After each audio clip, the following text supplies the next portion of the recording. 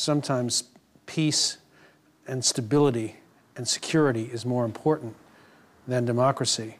The problem is, how do you persuade the dictator to step down?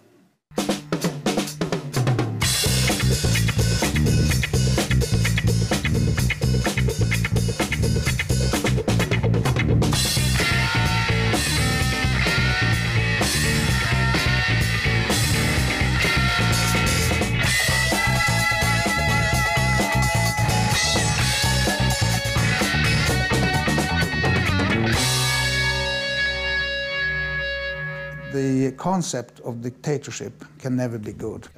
A dictatorship denies people of their fundamental rights of freedom. In all countries, people want human rights, want to stay alive. Dictators are oppressors in their nature. Dictators are always bad. Dictators are never good. Dictators are never, never, never good. No, never, never, never good. I don't think there's a single justification for a dictator anywhere in the world at any time. The concept itself is evil. Dictatorship by its mere nature is horrible. They are, per definition, evil. They get rid of their enemies and they use violence randomly. There's a problem of how you replace the dictator, what happens when the old guy dies or the old woman dies. And in a dictatorship, an incompetent government cannot be replaced. A ditadura é a hemorroida dos incompetentes. Je ne connais pas un bon dictateur. In the 21st century, dictators are simply not acceptable. There's no such a thing as a good dictator.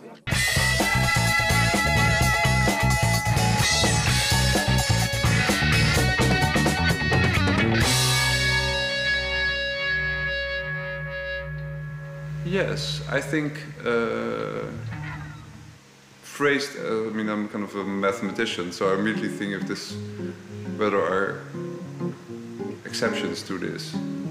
I think they could be. Well, I think they can be. They can be good. I can well imagine situations where people have got to be taken by the scruff of the neck into a position which is good for them. Through history, there has been the idea of the good dictator, the benevolent autocracy. Benevolent dictators like myself.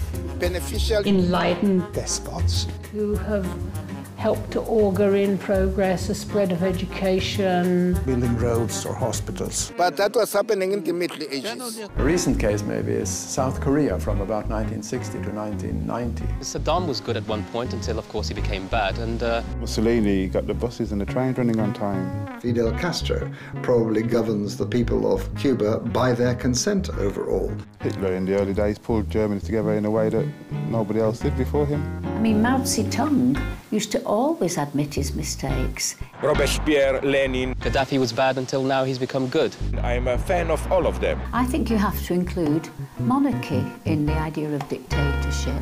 You know, this country, United Kingdom, is formed on the back of dictators. And a wonderful monarch was Queen Elizabeth. She did wonderful things. You need someone to say, follow me, follow my vision. So I perfectly well can imagine, paradoxically, a measure which immediately appears as a dictator's measure, in the long term guaranteeing more freedom.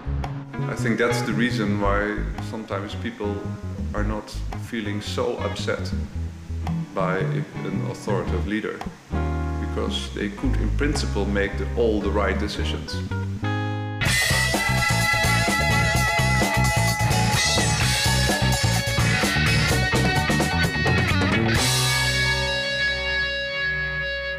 I think that absolute power, is never good. I mean, we learned that from The Godfather, but...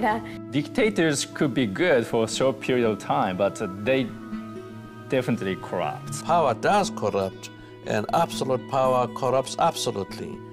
But there have been some great people who changed things in a way that's been beneficial. Like in ancient Rome, they had dictators too, but they were allowed to come in only at the time of crisis. I've got to say this from my experience of travelling around the world.